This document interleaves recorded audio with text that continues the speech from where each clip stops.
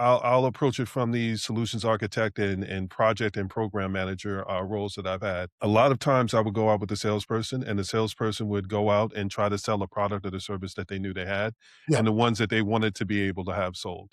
yeah, My job and one of the things that made me good at sales was I went in and I listened for what the problem was. right. And then I looked at what the product or service that I had and was able to say, do we have something that addresses this? Mhm. Or do we not have something that addresses it? Because Yeah, that level of honesty is something that will get you further into that actual conversation.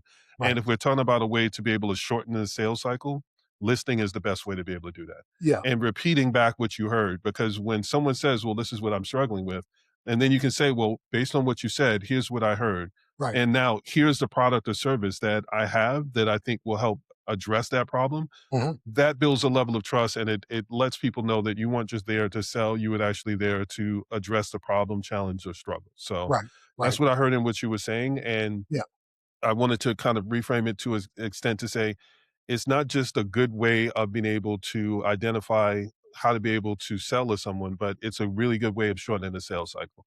yeah, Because yeah, when you can tell someone like, "Listen, I heard what you said. Here's what I heard," then they're gonna correct you if you missed anything. yeah, yeah. So that little teaser of, "Well, here's what I heard," and they're like, "Well, I mean, you got it, but you missed this part." Then you're getting them involved, Right, and that's making them get into the conversation and makes them get more invested because they not only feel heard, but they knew you were actually listening, and they'll fill in the parts that you're missing, and then right. from there, it makes it easier for you to be able to move through the rest of that.